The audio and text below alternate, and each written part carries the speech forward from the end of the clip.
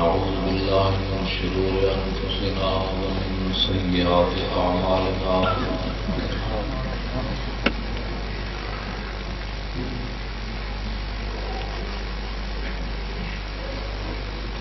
من يهد الله فلا مضل له ومن يضلله فلا هادي له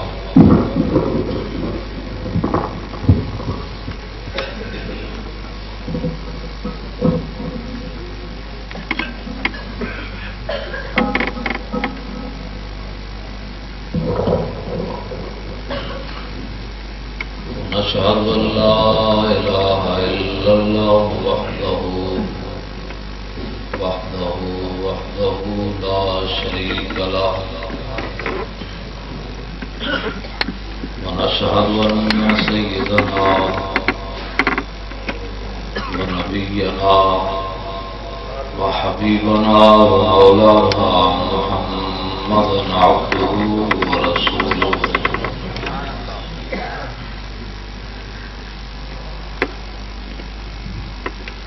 أما بعد فأعوذ بالله من الشيطان الرجيم بسم الله الرحمن الرحيم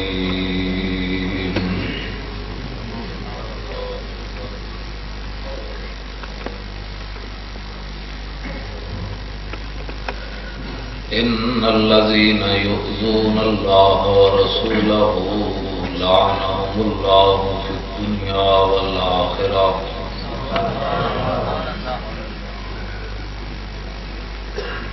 وأعد لهم عذابا مهينا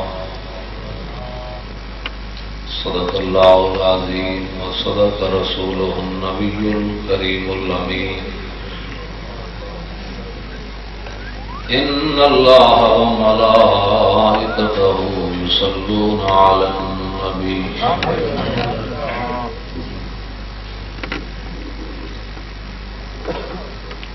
يا أيها الذين آمنوا صلوا عليه وسلموا تسليما الصلاة والسلام عليك يا سيدي يا رسول الله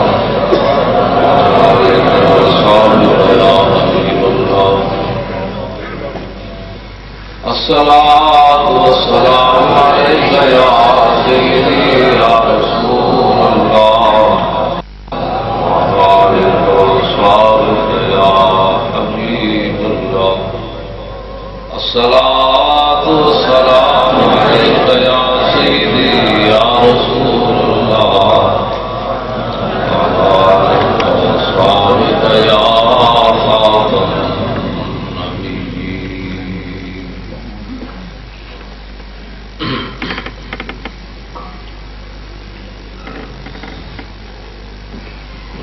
بھی تو قلم بھی تو تیرا وجود الکتاب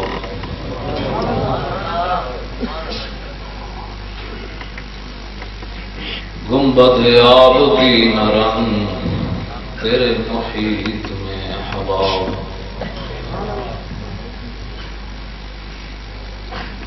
عالم آب و خاک میں تیرے ظہور سے فروغ ذرہ ریت کو دیا تو نے طلوع آفتاب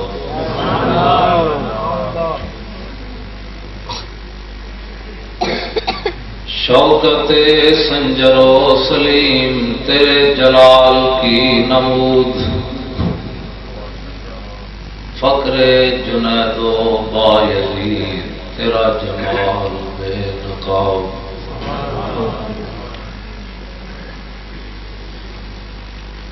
شوق تیرا اگر نہ ہو میری نماز کا امام میرا قیام بھی حجاب میرا سجود بھی حجاب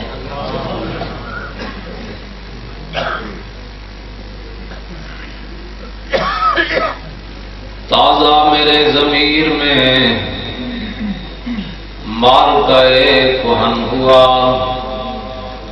عشق تمام مصطفیٰ عقل تمام بولا گاہ بہیلا می برد گاہ بزور می کشد عشق کی ابتدا جب عشق کی انتہا جب. گرامی قدر حضرات، میں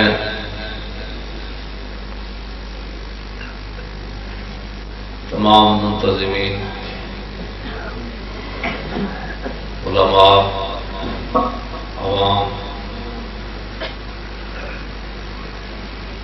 سے معذرت چاہتا ہوں کہ میں تاخیر سے پہنچا آپ کے یہاں.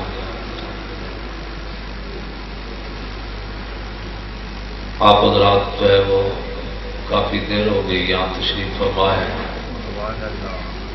اللہ تعالیٰ آپ کا یہ بیٹھنا قبول فرمائے. آمین.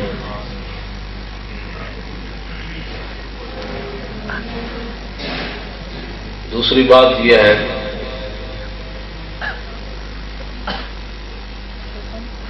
کہ میں خطیب نہیں ہوں، اعظم ہونا تو بڑی دور کی بات ہے. میں خطیب بھی نہیں ہوں، میں ایک ضرب یضرب پڑھانے والا آدمی ہوں.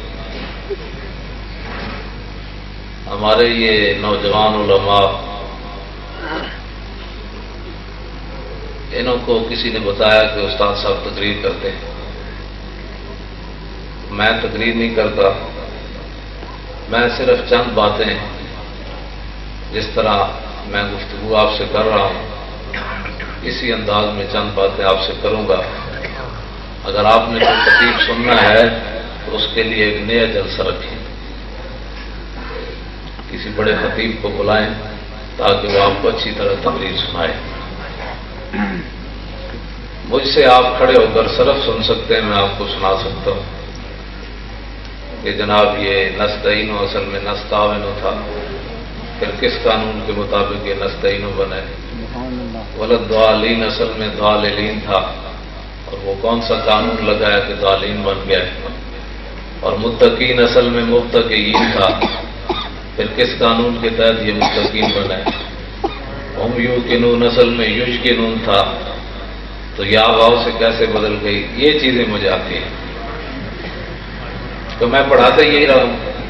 رہ گیا تقریر، وہ تو خطیبوں کا کام ہے. اب جناب مسئلہ یہ ہے کہ حضرت خالد بن ولید رضی اللہ تعالیٰ عنہ رومیوں کے ساتھ جنگ کرنے کے لیے جا رہے ہیں.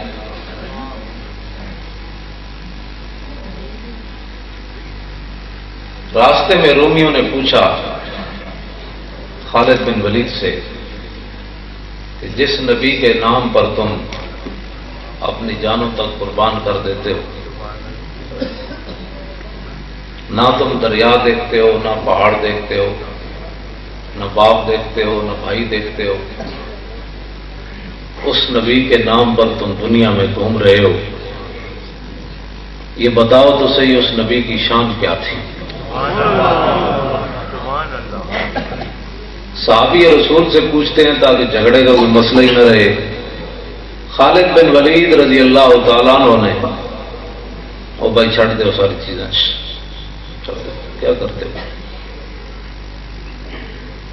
اتنی ٹھنڈی فضا میں پیاس لگ گئی آپ کو. بات سنیں. ایک تو بات یہ ہے کہ یہاں پیسے کسی نے نہیں دینے، میری بات توجہ کے ساتھ آپ سنیں. پیسے بڑے جیب بھری ہوئی میری، تو میں پیسے لین نہیں آیا. گل سنو توجہ نہ، خود خدا واسطے بھی کم ہونا چاہیے.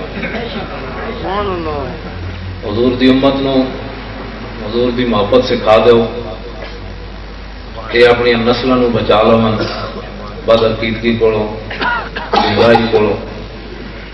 تے اے محبت حضور دی محبت سینے چ لے کے قبر چلے جان. اعلیٰ حضرت فرماتے ہیں لحاظ میں عشق رخ شاہ کا داغ لے کے چلے اور اندھیری رات سنی تھی چراغ لے کے چلے. یہ چراغ اگر آپ کے سینے میں روشن ہو گیا، میری بات کسی کو سمجھ میں آ گئی، اور اس نے پھر ساری زندگی اپنے منہ کو تالا لگا لیا، اس نے اپنے آقا و مولا کے خلاف کبھی زبان نہ کھولی، تو میری تقریر کی قیمت پڑ جائے گی. نعرہ تکبیر، نعرہ رسالت، نعرہ رسالت، نعرہ حیدری، غلام ہے غلام ہے، غلام یہ رسول میں، جشن عید میلاد النبی. بہت ہی بے ادبی کا دورہ ہے. جس آدمی کا کوئی کام نہ ہو، بسم اللہ بھی سیدھی نہ آتی ہو، کلمہ شریف بھی پڑھنا نہ آتا ہو، وہ بھی چند آدمی بیٹھ کر حضور کے علم پر بات کرتے ہیں، حضور کے اختیارات پر بات کرتے ہیں، حضور کے تصرفات پر بات کرتے ہیں. ان کو پتہ نہیں ہے کہ کتنی نازک بارگاہ ہے یہ. عزت بخاری کہتا ہے کہ ادب کا ہے زیر آسماں از عرش نازک تر، کہ آسمان کے نیچے سب سے نازک بارگاہ رسول اللہ کی ذات ہے.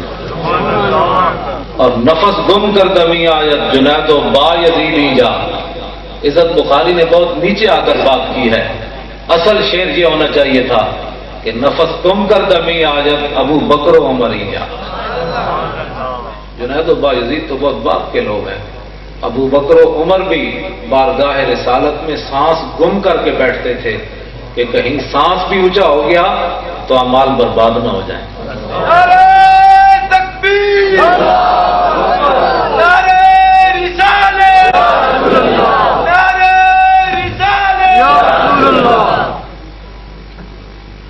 اقبال کہتا ہے کہ عشق او سرمایہ جمعیت است. آج دنیا امت مسلمہ کی تباہی اور بربادی یہ ہے. یہ فرقے تبھی پیدا ہوئے ہیں. اقبال کہتا ہے امت مسلمہ جمع کس نقطے پر ہو سکتی ہے؟ اقبال کہتا ہے عشق او سرمایہ جمعیت است اور ہم جو خوں اندر عروق ملت است. کہتا ہے امت اگر جس نقطے پر جمع ہو سکتی ہے تو وہ محبت رسول پر ہو سکتی ہے. اور اقبال کہتا ہے یہ محبت رسول مسلمانوں کے لیے کیسے ہے؟ کہتا ہے جس طرح رگوں کے اندر خون کا ہونا ضروری ہے زندگی کے لیے، اسی طرح امت مسلمہ کی زندگی کی رگوں کے اندر عشق رسول کا ہونا ضروری ہے.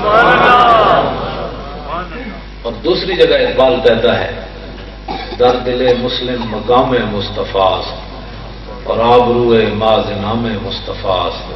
اقبال کہتا ہے یہ دل تو اللہ تعالیٰ نے بنائے ہی اس لیے ہے، اس دل میں حضور کی محبت ہونی چاہیے.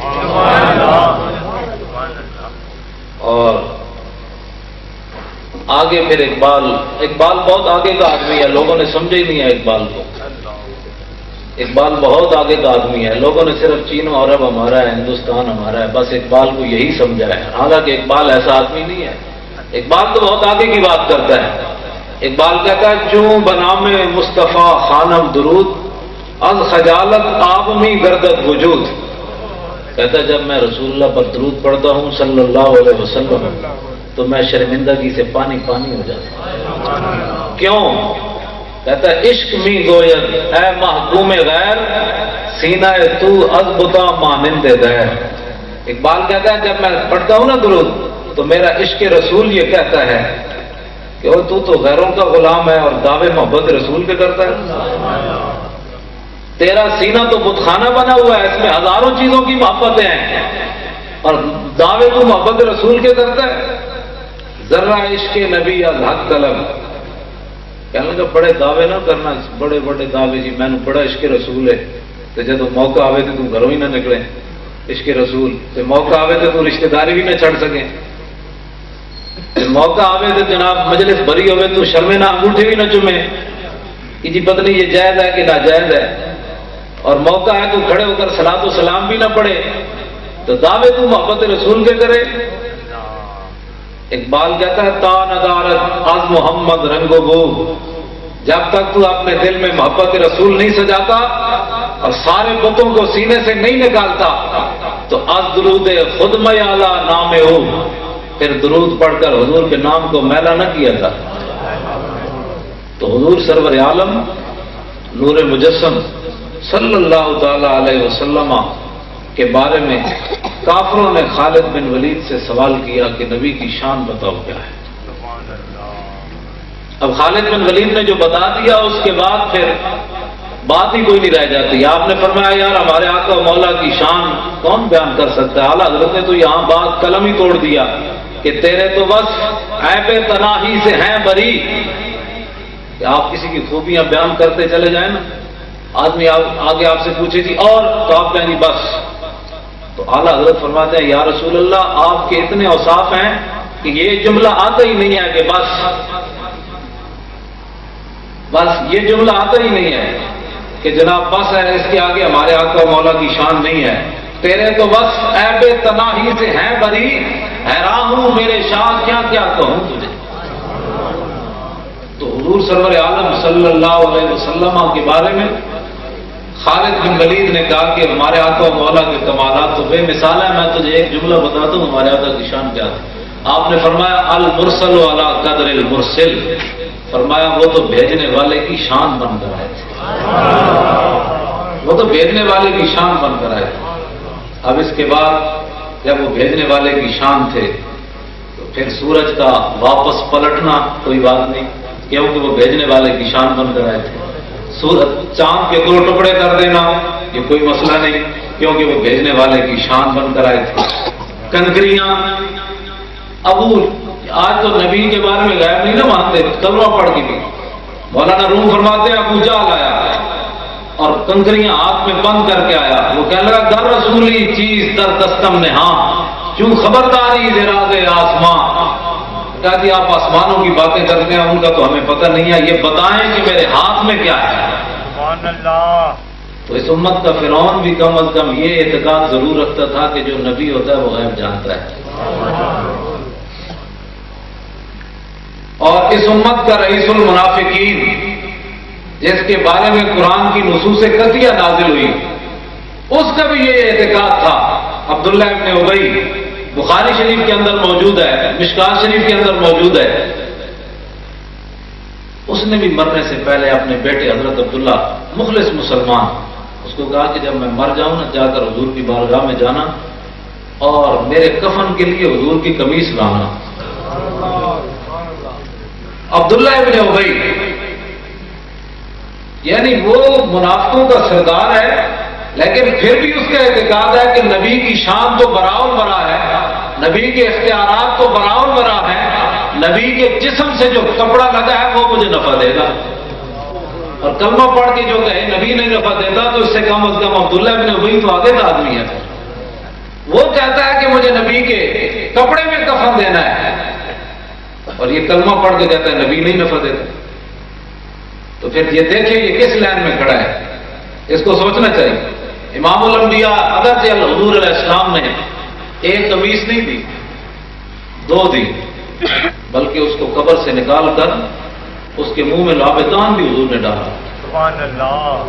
یہ خلق عظیم ہے، تیری ہر ادا پہ جاں فدا، مجھے ہر ادا نے مزہ دیا، کوئی تجھ سا ہوا ہے نہ ہوگا شہاد، تیرے خالق کے حسن ادا کی قسم۔ نعرہ تکبیر، نعرہ رسالت، جشن عید میلاد النبی، جناحان مصطفیٰ۔ حضرت عمر رضی اللہ تعالیٰ عنہ سے قابو نہیں ہوا، یعنی قابو ان سے نہیں ہوا، وہ عرض کی حضور آپ کس کا جنازہ پڑھانے لگے ہیں، یہ کون آدمی ہے، آپ پتہ ہے کس کا جنازہ پڑھانے لگے؟ حضور نے مسکرا کے فرمایا مجھے پتہ ہے میں جس کا جنازہ پڑھانے لگا۔ نگاہ عمر، یہ امتی اور نبی کی نگاہ کا فرق ہے، حضرت عمر اس کو دیکھ رہے تھے اور میرے آقا و مولا اس کے 1000 ساتھیوں کو دیکھ رہے تھے، اس کے 1000 ساتھی، انہوں نے سوچا یار یہ ہمارا جو سرخانہ ہے گرو، یہ مرنے کے بعد اگر نبی کے کرتے کا محتاج ہے تو ہمیں اس نے غلط راستے پر لگائے رکھا، اگر مرنے کے بعد ہی اس نبی کا ہم نے محتاج ہونا ہے تو زندگی میں کیوں نہ غلام بن جائے۔ تو 1000 منافقوں نے دل سے حضور کو مان لیا، شفیع و حاکم و مختار مان ان کو دنیا میں، شفیع و حاکم و مختار مان ان کو دنیا میں، قیامت میں یہ سب کچھ دیکھ کر مانا تو کیا مانا؟ خدا کے نور کو خود سا بشر مانا تو کیا مانا؟ پھر انہیں خاک مانا، خاک مانا تو پھر کیا مانا؟ وہ جانے خبر ہے، لوگ کہتے ہیں نبی کو فلاں چیز کا علم نہیں ہے، فلاں چیز کا علم نہیں ہے، فلاں چیز کا علم نہیں ہے۔ ایک بات کہتا ہے صدیق اکبر سے ایک سوال ہوا بڑا مشکل، اور ہونا بھی صدیق اکبر سے یہ سوال چاہیے تھا اور کسی سے ہونا بھی نہیں چاہیے تھا۔ کتنا مشکل سوال ہوا۔ اقبال کہتا ہے صدیق اکبر سے سوال یہ ہوا، مانا اتم پنیتا کی قدر بنگری کا عقیدہ ہے صدیق قدر۔ صدیق اکبر سے یہ سوال ہوا کہ جناب آپ کو حضور سے زیادہ محبت ہے یا اللہ سے زیادہ محبت ہے؟ سبحان اللہ، کتنا مشکل سوال ہے۔ اور صدیق اکبر، میں عوامی ترجمہ نہیں کروں گا، ترجمہ شعر کا اور بنتا ہے، میں جو ہے نا وہ ایک عام سا ترجمہ کروں گا۔ اقبال کا جو صحیح شعر ہے وہ آپ کا ذہن متحمل نہیں ہے اس کا، میں صرف سادہ سا ترجمہ کروں گا جو آپ کے ذہن کے مطابق ہے۔ اقبال کہتا ہے قوت قلب و جگر گردد نبی، صدیق اکبر نے یہ جواب دیا، اور قد خدا محبوب تر گردد نبی۔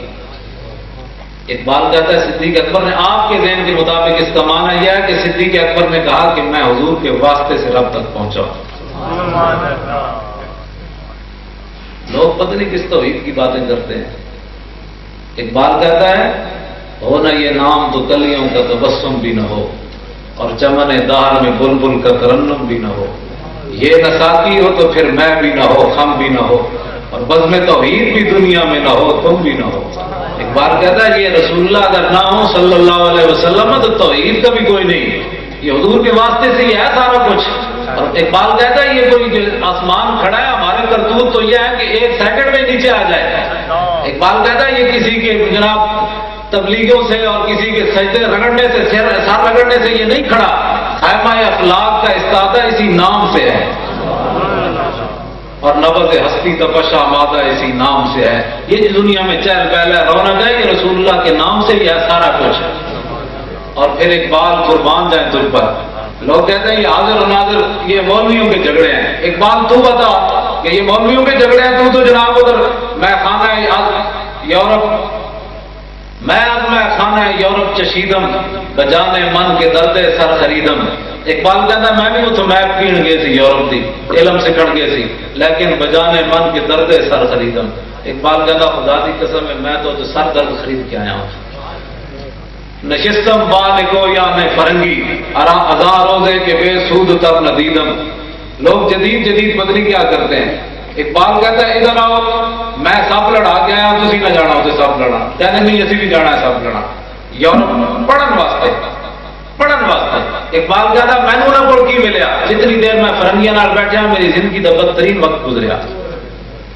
آگے کی گل کرتا کہتا ہے مرا در سے حکیمہ درد سردار، مجھے جو فرنگی دانشور تھے انہوں نے سر درد دیا، کیوں کہ من پر مردہ یز نگاہ فیضم، اس واسطے کہ میں تو رسول اللہ کی نگاہ کا کھلا ہوا تھا۔ اور پھر آخر میں اقبال حضور کے دربار میں کیا کہتا ہے، فقیرم ہر کے خواہم مستو خواہم، حضور میں آپ کے در کا فقیر ہوں، جو بھی مانگوں گا آپ سے مانگوں گا۔ اور پھر آخر میں اقبال نے آج تو میں اس بات کا قائل ہوں کہ جب حضور کے دربار میں کوئی محفل میں آ جائے تو سارے ٹھیک ہے، کسی کا شکریہ ادا نہیں کرنا چاہیے، بس ٹھیک ہے مولوی صاحب لاہور آئے تو کہڑا کوئی احسان کر کے آئے، حضور نے صدقے ہو جائے پوت ملیا، علم ملیا، میں کوئی احسان کیتا ہے، یہ تو حضور تک کرم میں انہیں بلا لیا کوٹھا چل سنا تو اچھا ساڑھے تو کوئی احسان وہاں ملتا ہے کیا؟ نبی علیہ السلام آرام فرمایا اس طرح حضرت زبیر بن عوام پکھا اس طرح چل رہے ہیں۔ کافی دیر کے بعد حضور علیہ السلام نے جب آنکھیں کھولی تو فرمایا کتنی دیر ہوگی تجھے مجھے پکھا جو ہے چل رہے، عرض کی حضور کافی دیر ہوگی۔ تو حضور نے کیا فرمایا؟ فرمایا ھذا جبریل یقرئک السلام، فرمایا یہ جبریل کھڑا ہے تجھے سلام پیش کر رہا ہے۔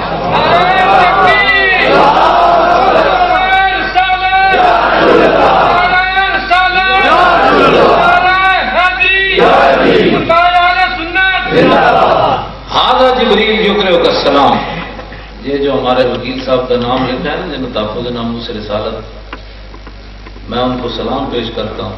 میں جنہیں پکھا جلیا یار انہوں نے پشت تے جبریل کھڑیا تے جنہاں حضور دی عزت واسطے مقدمہ لڑیا انہاں دے پیچھے جبریل نہیں کھڑے.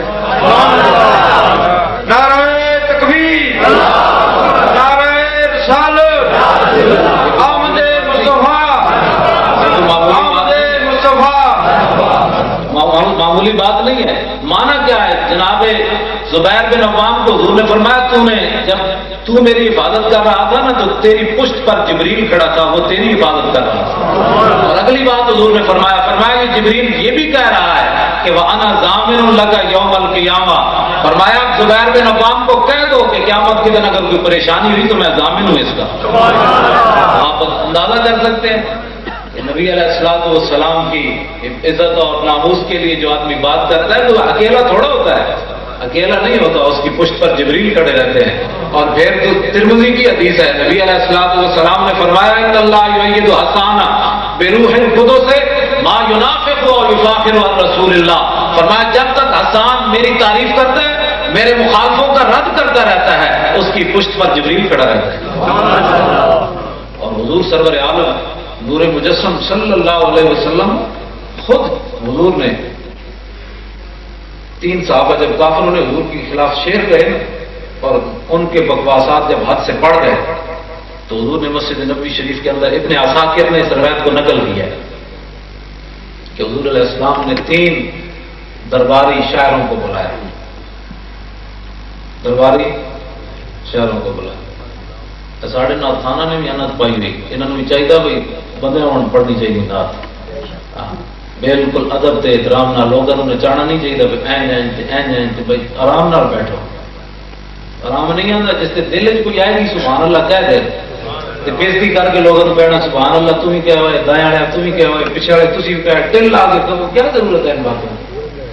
اگر کسی کے دل میں محبت آئے گی تو وہ سبحان اللہ کہہ دے گا. سبحان اللہ کہلوایا تھوڑا جاتا ہے. دل سے جو بات نکلتی ہے اثر رکھتی ہے، پر نہیں مگر طاقت پرواز رکھتی ہے. لوگوں کی حضور کی امت کی بےزتی کرتا ہے سبحان اللہ کہلوانا ہو تو ستے ہو جاگتے ہو، بھائی ستے جاگتے ہو تو اس کی گالیں نہیں کرتا کہ اگلے جاگن کیوں سو گئے اگلے. ساڑی اپنی سستیاں انہیں سستیاں نے دور کرنا چاہیے. رسمی طور سے کام نہیں ہونا چاہیے. پھر وہ اقبال کہتا ہے نگاہ عشق و دل زندہ کی تلاش ہے.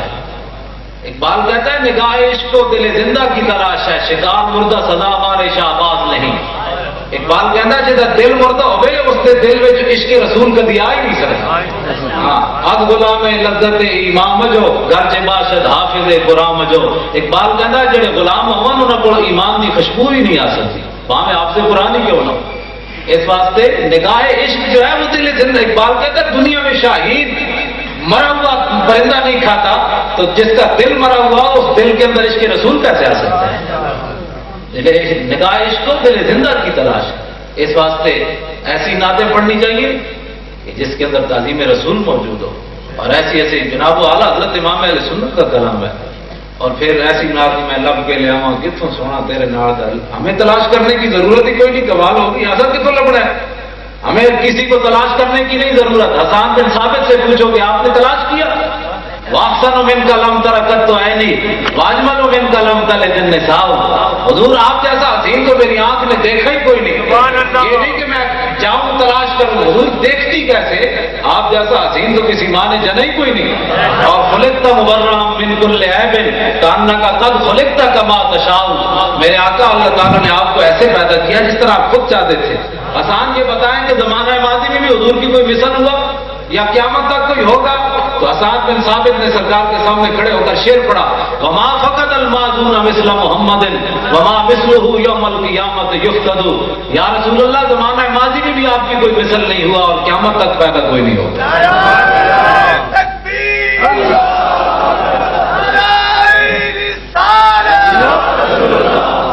جشن عید میلاد النبی آمد مصطفیٰ مقام مصطفیٰ.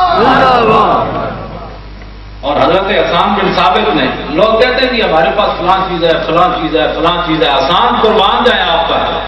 اس لیے حافظ مظہر الدین صاحب فرماتے ہیں اے مظہر ہم بھی سنیں گے کوئی نعت رنگی. اے مظہر ہم بھی سنیں گے کوئی نعت رنگی. گھر ملاقات ہو گئی شاعر دربار کے ساتھ.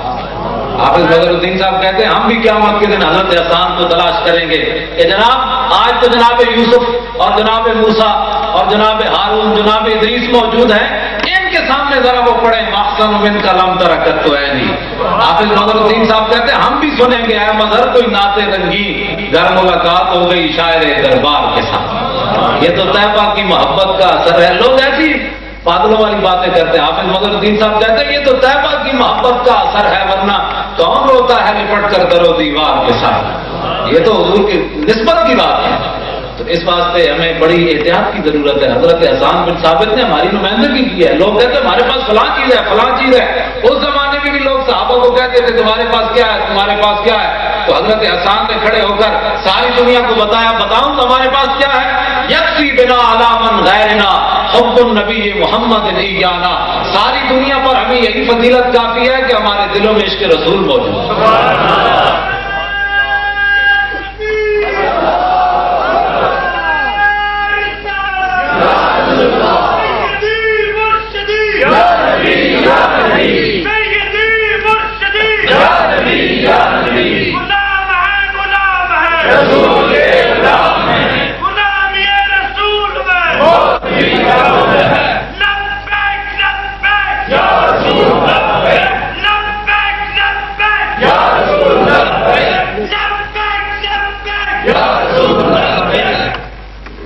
یہی وہ جذبات ہے۔ بزرگ نے نعرہ لایا جی امریکہ انہوں کی تصویر ویک لوے تو آج توبہ کر لو، جب ان کے کوڑوں کے اندر یہ جذبہ ہے تو جوانوں کا اندازہ کون کر سکتا ہے۔ دو نیم ان کی ٹھوکر سے سہارا ہو دریا، دو نیم ان کی ٹھوکر سے سہارا ہو دریا، سمٹ کر پہاڑ ان کی ہیبت سکھائی۔ اور بزرگوں نے جو نعرہ لایا نا وہ ایویں نہیں لگا، اقبال کہنا دو عالم سے کرتی ہے بے گانا دل کو، عجب چیز ہے لذت آشنائی۔ یہ لذت آشنائی بڑی شے ہے، جس کو حاصل ہو جنہوں حاصل نہیں سی وہ میدان وہ رستے جو واپس آ گئے، منافق 300 بندہ واپس آ گئے، جنہوں لذت آشنائی۔ حضرت ابو دجانہ حضور نے فرمایا یہ تلوار کون لے گا؟ انہوں نے کہا میں لوں گا۔ فرمایا یہ 3 حقن جڑے ادا کرنے پڑنے۔ میں کہ جی کیڑا کیڑا؟ فرمایا ایک حق ہے بھائی اتنا لڑیا جائے ٹیڑھی ہو جائے۔ انہوں نے کہا جی قبول ہے۔ عرض کی تھی دوسرا حق؟ فرمایا دوسرا حق یہ ہے کہ کسی مسلمان پہ نہ چلے۔ میں کہا جی تیسرا حق؟ فرمایا تیسرا حق یہ ہے کہ جس کے ہاتھ میں ہو وہ میدان جہاد سے بھاگے نہیں۔ دیکھیں ایک تو وہ تھے نا جو جن کو لذت آشنائی حاصل نہیں، تو جن کو لذت آشنائی حاصل ہے ابو دجانہ اس طرح چلے، اس طرح تلوار پکڑ دو اس طرح اور رجزی شعر پڑھتے ہوئے چلے، ان الذی عاہدنی خلیلی ونحن بالصفق لدن نخیلی اللہ حکومت دہر فی القیولی اضرب بسیف اللہ والرسول۔ فرمایا آج تو میں حضور نال وعدہ کیتا وہ کھجوراں دے جھنڈ کول کہ ہن ساری زندگی پچھلی صفحہ نہیں کھڑا ہونا، ہن ساری زندگی اللہ رسول دی تلوار نال لوگاں دی دوڑا لا دینی جڑا دشمن ہے خدا اور رسول۔ این جدوں چلے نا تو حضور نے جدوں دیکھا فلما راہ النبی صلی اللہ علیہ وسلم حین یتبختر فقال انها لمشیۃ یبغضها اللہ تعالی الا فی هذا الموطن۔ حضور نے فرمایا یہ چال اللہ کو بڑی ناپسند ہے لیکن ایسے موقع پر پسند ہے۔ دشمن خدا اور رسول کے سامنے اکڑ کر چلنا، حضور نے فرمایا یہ چال بڑی ناپسند ہے لیکن ایسے موقع پر پسند ہے۔ تو حضور سرور عالم نور مجسم صلی اللہ تعالی علیہ وسلم کا جو عشق و محبت ہے یہی روح اسلام ہے۔ اقبال کہتا ہے در دل مسلم مظہر کے عشق مصطفیٰ سامان اس بات یہ ہے۔ جب میدان بدر کی طرف جا رہے تھے نا نبی علیہ السلام والسلام، تو راستے میں آپ نے بار بار پوچھا جانا چاہیے کہ نہیں جانا چاہیے کہ نہیں۔ ساتھ میں معاذ کھڑے ہو گئے، عرض کی حضور آپ ہم سے پوچھتے ہیں جانا چاہیے کہ نہیں، آپ حکم تو دیں ہم اپنے گھوڑے سمندروں میں ڈال دیں۔ اب یہاں ایک سوال ہے، گھوڑے تو صرف 2 تھے، سمندروں میں کیا ڈالنا تھا؟ گھوڑے تو تھے ہی نہیں، سمندروں میں کیا ڈالنا تھا؟ اقبال کہتا ہے تو سمجھے ہی نہیں ہے اس بات کو۔ ہر کیش کے مصطفیٰ سامان اس بار بر در گوشہ دامان اس۔ اقبال کہتا ہے جن کے پاس محبت رسول ہوتی ہے کائنات کی ہر نعمت ان کی جیب میں موجود ہوتی ہے۔ تو حضور سرور عالم نور مجسم صلی اللہ علیہ وسلم کی نعت پڑھنے والے حضرات اور حضور کی ثناخوانی کرنے والے، ادھر ہم کہتے ہیں کہ جناب عشق رسول اتنی بڑی دولت ہے فلاں ہے، تو پھر نعت کے دوران پیسے کی طرف اگر توجہ چلی جائے تو پھر مزہ نہیں ہے۔ ادھر کہتے ہیں کہ جی مجھے سرکار نے اتنا دیا، اتنی میری اوقات نہیں، تو پھر تینوں جتنا کچھ مل گیا اور کی منگنا ہے؟ تیری اوقات تو بات کے تو پہلے تینوں ملے ہوا ہے، تو اور تم کی منگنا ہے؟ یہ بڑے ہمارے بہت ساری خرابیاں پیدا کی جا رہی ہیں، اور یہ مقدس ہمارا عقیدہ ہے، حضور حاضر ناظر ہے، حاضر ناظر ہے، عقیدہ ہے کہ نہیں؟